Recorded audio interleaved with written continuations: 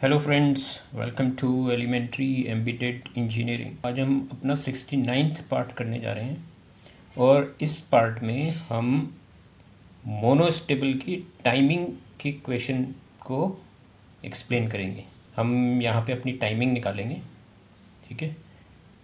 हम प्रैक्टिकली करके देखेंगे इसको। तो हम टाइमिंग को चेक करेंगे अपनी क्लॉक से और फिर एक क्वेश्चन से भी टाइम निकाल के देखेंगे कि क्या वो सही आता है।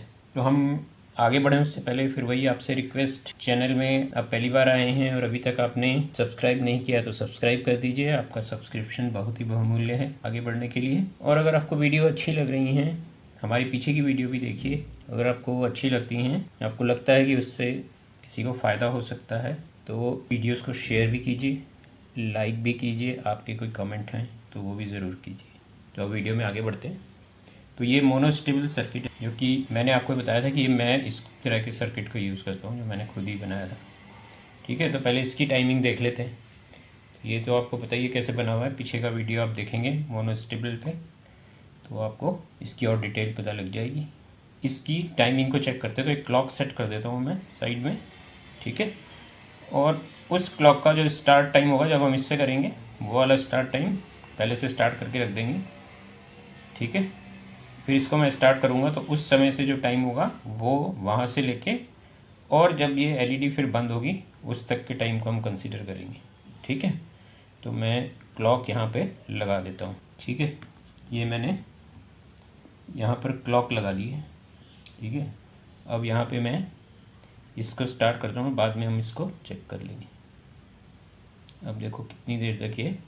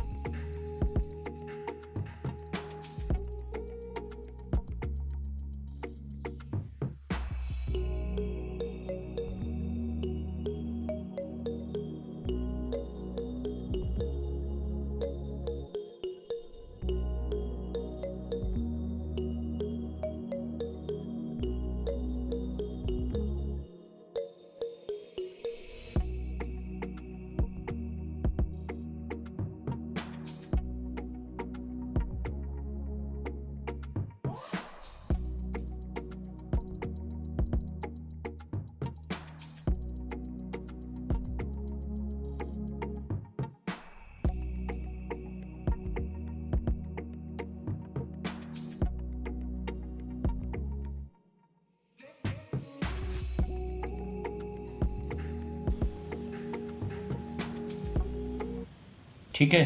तो अब हम इस वाले टाइम को नोट कर लेंगे। अब इस सर्किट को मैं बदल देता हूँ, जो स्टैंडर्ड तरीका है उस तरीके से भी करके इसकी भी टाइमिंग हम ले लेते हैं, ठीक है। ये और ये लग जाएगा यहाँ पे, ठीक है। नॉर्मल जो तरीका होता है उससे सेट कर दिया है, ठीक है। अब यहाँ पे भी हम क्लॉक को सेट कर देते हैं और फिर इसको भी हम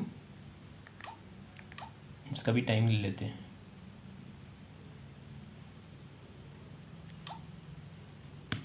ठीक है।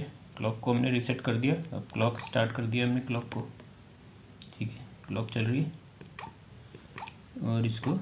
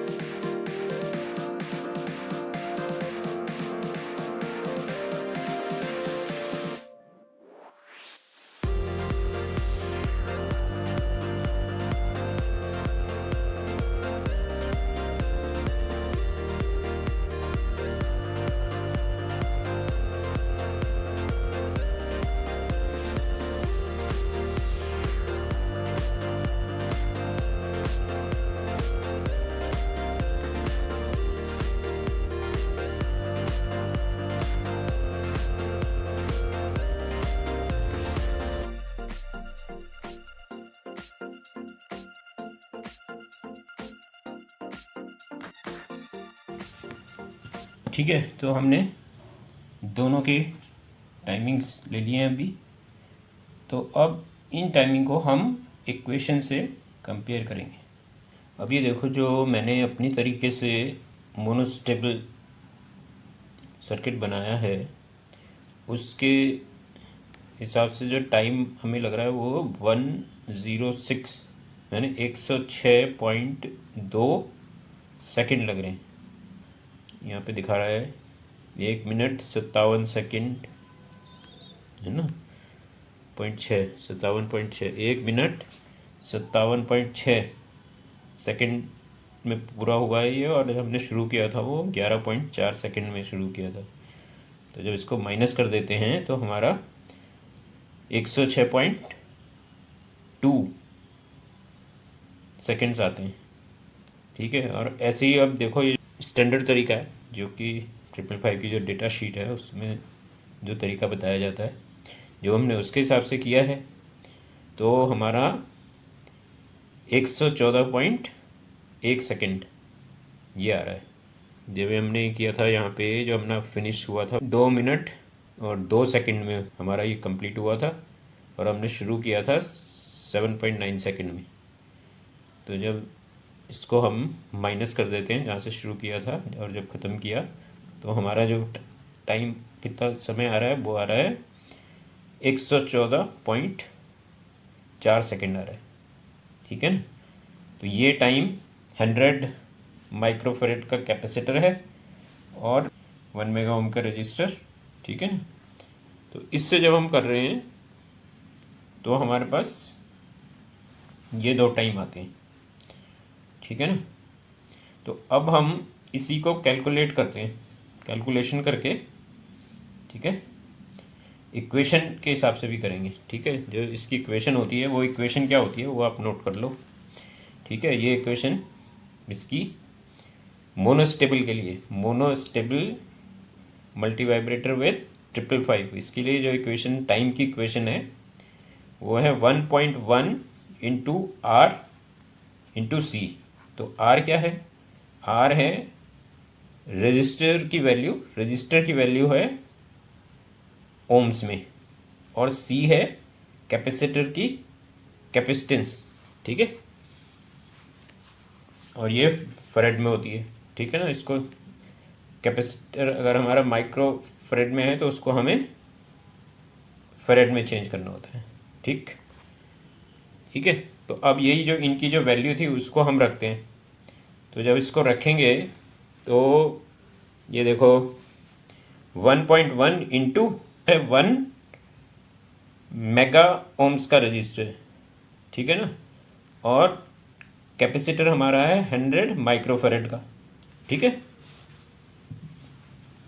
तो अब इन वैल्यूज़ को, तो ये 1 मेगा ओम है, अब 1.1 इंटू 1 मेगा ओम की जगह हो जाएगा 1, इसको हमें किस में कन्वर्ट करना है? ओम्स में करना है। तो ये कितना हो जाएगा? 1,000,000,000। ठीक है। ठीक है, ये हो गया 1 मिलियन। ठीक, इंटू इसको जब हम माइक्रोफेरेड को, 100 माइक्रोफेरेड को हम कन्वर्ट कर देंगे फेरेड में, तो हमारी क्या वैल्यू आएगी? 0.0001, 0.0001। ठीक है, ये वैल्यू आएगी हमारी। ठीक है, जब फिर इस पूरी इक्वेशन को सॉल्व करते हैं तो जैसे ये नीचे आ गया 1.1 इंटू, ये इन दोनों को कर देंगे, है ना, इंटू तो 100 आ जाएगा। ठीक, और फिर इसको सॉल्व करेंगे इक्वेशन को, तो ये हमारा आ जाएगा 110 सेकेंड, मैंने 110 सेकेंड ये आ गए हैं। ठीक है, तो इसमें 110 सेकेंड आ रहे हैं और हमारे वहाँ पे कितना आ रहा था? 1 से 114 आ रहा था और 1 से 106 आ रहा था। ठीक है, तो काफ़ी क्लोज है वैल्यू। इसमें एक में थोड़ा कम आ रही है 4 सेकेंड और दूसरे में 4 सेकेंड ज़्यादा आ रही है, बस यही डिफरेंस है। तो इतना डिफरेंस तो आ जाता है, इतनी एक्यूरेस हमारी वो चीज़ें भी नहीं है। ठीक है, तो इतना डिफरेंस आ सकता है। तो ये लगभग हमारा जो है ये एकदम इक्वेशन के हिसाब से लगभग ये सही बैठ रही है, हमारी जो रीडिंग्स आई हैं वो वेरी क्लोज हैं। ठीक है, तो ये इस तरह से इस इक्वेशन से ऐसे ही ये हमारा सॉल्व हो जाएगा। ठीक है, तो ऐसे ही अगर हम रजिस्टर जो है हमारा 10K का होगा, ठीक है, रजिस्टर 10K का होगा और कैपेसिटर अगर हमारा 10 माइक्रोफेरेड का होगा, तो हमारी क्या इक्वेशन हो जाएगी, 1.1 into 10K ohms into 10 microfarad. ठीक है ना, अब इनको ओम्स और फेरेड में बदल लेंगे, तो उसमें क्या हो जाएगा, 1.1 into 10K ohms into 10 microfarad. ये इसका क्या हो जाएगा, 1.1 इंटू 10,000 ओम्स हो जाएगा ये। ठीक है ना, 10,000 ओम्स हो जाएगा ये, इंटू 100 इंटू 10⁻⁻6 फेरेड। ठीक है, माइक्रोफेरेड को 10⁻6 हो गया माइक्रोफेरेड। ठीक है, इसके लिए मैं आपको कन्वर्जन टेबल भी दे दूंगा, वो भी एक बना दूंगा वीडियो उसका भी, तो उससे आपको आसानी हो जाएगी कन्वर्जन करने के लिए कैपेसिटर्स की। ठीक है, वो भी मैं आपको बता दूंगा। तो ये हो गया। अब ये नेक्स्ट स्टेप में आ जाएगा 1.1 इंटू 10,000 इंटू 10 इसको 10⁻6, तो 1 के साथ 6 0। ठीक है, 1 के साथ 6 0 और लगा देंगे। ठीक है, तो 1 ये हो गया 1 मिलियन से डिवाइड कर देंगे इसको। ठीक है, तो हमारी वैल्यू आ जाएगी 0.00001। ठीक है, इसको आगे सॉल्व करेंगे तो हमारी वैल्यू आ जाएगी 1,1,0,0,0 इंटू 0.00001। ठीक है, इसको और सॉल्व करेंगे तो हमारी जो वैल्यू आ जाएगी वो क्या आ जाएगी, 0.11 सेकेंड। ठीक है, 0.11 सेकेंड, बहुत ही कम देर के लिए चलेगा ये। ठीक है, 0.11 सेकेंड, इसको सॉल्व कर देंगे तो ये आ जाएगा। ठीक है, ऐसे ही अब t इज इक्वल टू, अगर हम ये जो हमारा रजिस्टर है ये कितने का ले लें, 100K का ले लें, और जो हमारा कैपेसिटर है वो भी हम 100 माइक्रोफेरेड का ले लें। ठीक है, तो क्या हो जाएगा, 1.1 इंटू 100,000। ठीक है, 1,00,000 हो गया ये वैसे। ठीक है, अंग्रेजी में बोलेंगे इसको 100,000, तो 1,00,000 हो गया ये, इंटू 100 अपॉन, फिर किसे माइक्रो के लिए हम करेंगे, क्या कर देंगे, डिवाइड कर देंगे इसको 1 मिलियन से। 10 लाख, हिंदी में 10 लाख हो गया ना, 1 मिलियन से कर देंगे तो हमारा ये क्या हो जाएगा, फिर ये हो जाएगा 1.1 इंटू 100,000 इंटू 0.0001। ठीक है, फिर इस सारे को सॉल्व कर लेंगे तो हमारा आ जाएगा 1.1 इंटू 10 हो गया ना, इन दोनों को इंटू करेंगे तो 1 2 3 4, 1 2 3 4 के यहाँ पे आ जाएगा, ये 10 हो जाएगा, डेसिमल यहाँ पे आ जाएगा।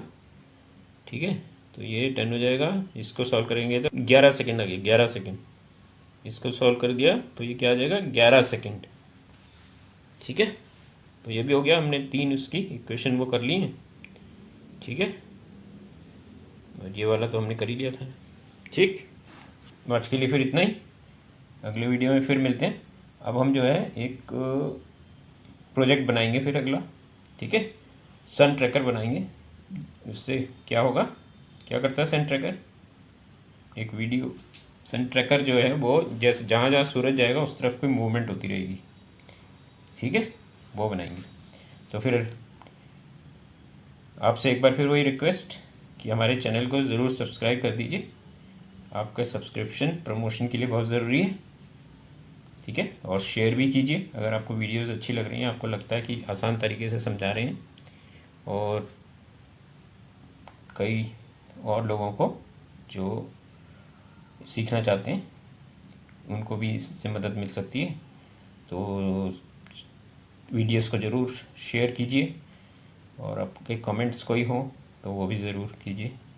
ठीक है, तो अगले वीडियो में फिर मिलते हैं, तब तक के लिए goodbye, take care, see you soon.